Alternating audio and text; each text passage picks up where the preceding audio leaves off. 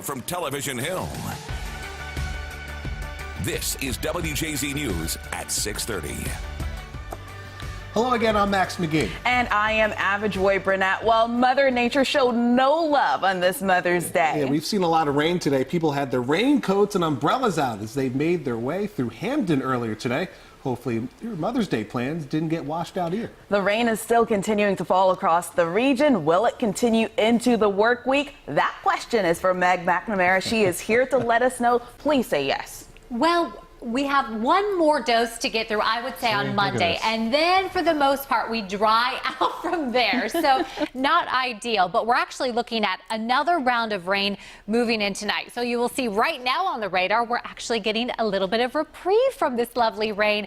However, we don't have to look too far to the south to see this other round that's going to be pushing across the area later on tonight. So, hold on to those umbrellas. Keep them close by. As for the temperatures, we topped out 60 degrees. That was the high for today. So if it felt very cool out there, almost cold, well, it was. We had the cold rain falling, and then we also had breezy conditions. So 52 right now at BWI, 54 for Frederick, 52 Westminster, 53 in Hagerstown. Let's time out the rest of this rain. So I mentioned another dose in store for tomorrow. Here we are Monday. Some of us, it looks like you are going to have a wet commute to work, to school, wherever you're headed. And then here we are at lunchtime, still looking at a good dose of rain that we have to get through. 3 o'clock in the afternoon, we do see a little bit of a break, and then the majority of the rain really clears out of our area and we dry out. Just small chances for rain for the rest of the week. Tonight, temperatures dropping all the way down into the upper 40s there. As we look ahead to tomorrow, another cool day. Temperatures topping out once again in the upper 50s. So there's our Monday. We know that. That's going to be a soggy one. However, Tuesday, definitely moving in the right direction there. That high of 61 drying out. Wednesday, upper 60s. Thursday, temperatures returning to normal there.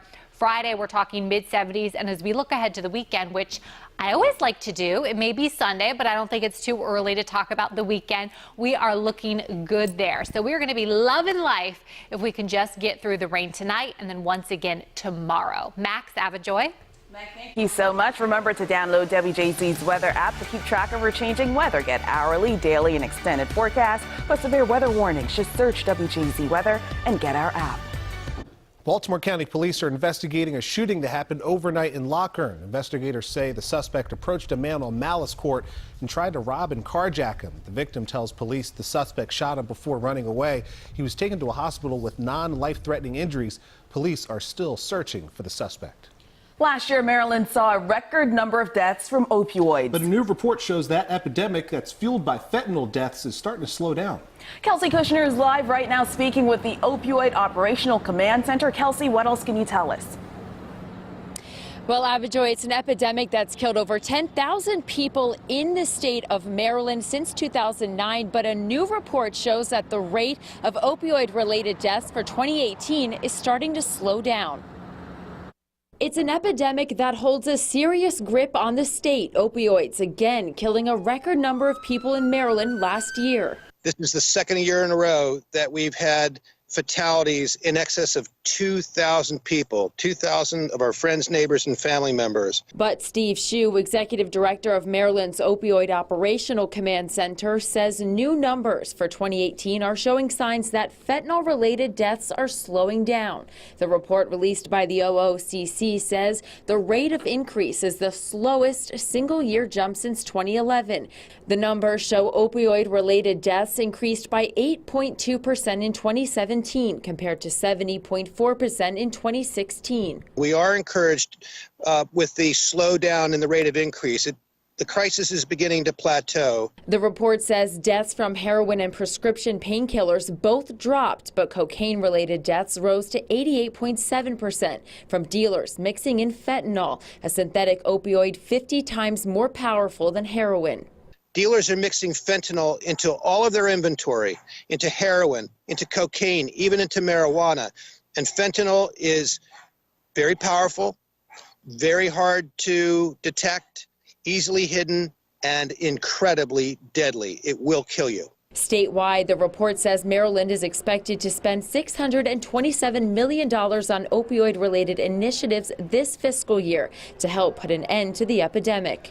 Maryland is at the forefront of combating this epidemic. We are implementing very progressive, very forward-thinking programs in every corner of this state. But we need more of everything. We need more educational programs. We need stronger enforcement. We need more treatment and recovery programs. And that report says that more than 1/3 of those deaths that happened in 2018 happened right here in Baltimore City. Another 1/3 of those deaths happened in both Anne Arundel and Baltimore counties. Reporting live here in Baltimore City, Kelsey Kushner for WJZ. The battle over the Mueller report is heating up. Democrats are still calling for special counsel Robert Mueller to testify on Capitol Hill. As Tom Hansen reports for WJZ, House Judiciary Committee Chairman Jerry Nadler said he would subpoena Mueller if necessary.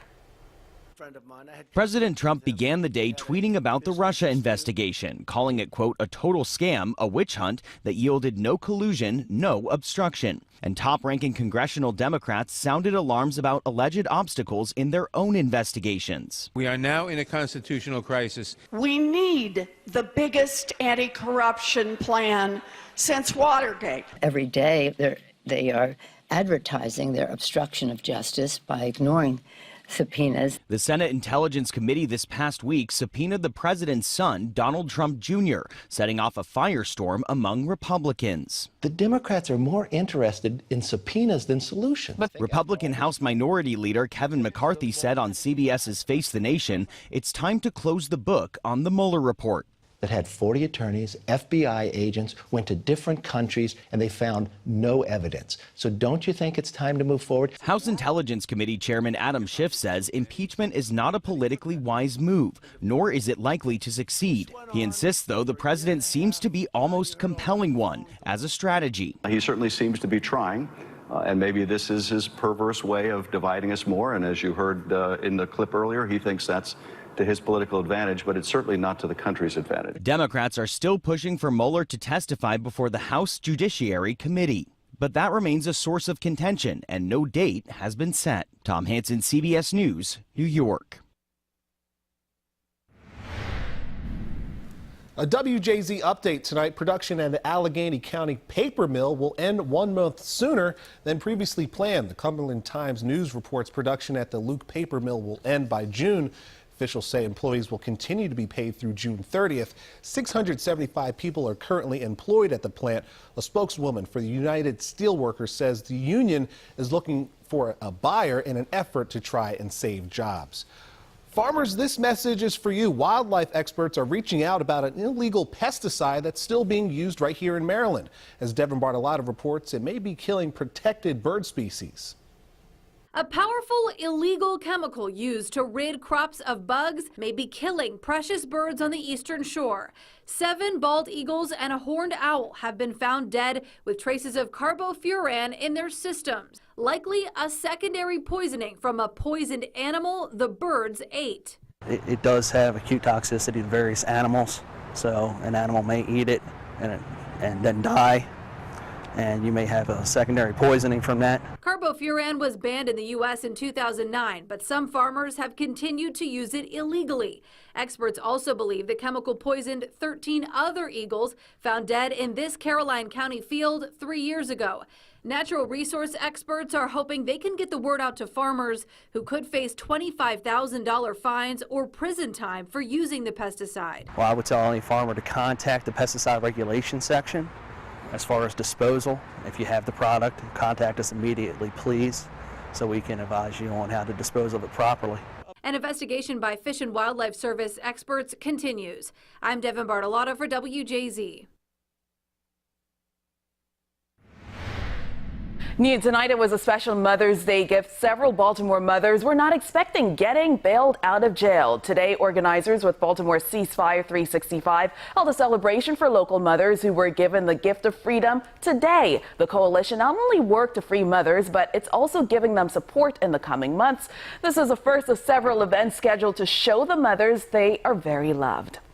And as people across the country celebrate Mother's Day, we want to take some time here at WJZ to honor the people who impact us. Of course. Here's a couple pictures right here. There's a picture of the Queen herself with some guy in a hat right there. Sharon McGee back in Cherry Hill, New Jersey. I love you, Ma. Happy Mother's Day. And she's a loyal watcher. And right here we see me, my sister, and my mom. She has sacrificed so much to help us to be where we are today. So we want to say we love you, Mama. And then I have another photo for you guys. This is a photo. You see my aunt right there. So then how'd you get two pictures? How'd you get two pictures? I was nice about it. I'm sure you could get one a little bit later. And then we see my mom here again. So this lady, she's really funny, undercover, and she cracks us all up. So I want to say we love you as well. And for all the moms out there, we love you guys, and we want to show you a couple more. This is Henry Shaw. That's Meg McNamara as a baby. How cute! Adorable. She must have been out there on the West Coast. That's a beautiful picture right there. Wanda Hill, we see you. Happily Heavenly Mother's Day. We love and miss you. Be on WJZ. That's Rachel Michelle. Shout out and much love to the babies on this Mother's Day. That's beautiful. Keep posting. You can see you and your loved one right here on our air. Just post any picture on social media with the hashtag #BeOnWJZ. And of course, thank you for joining us. For Meg McNamara, I'm Max McGee. And I'm Ava Joy Burnett. We'll see you tonight on WJZ at 11.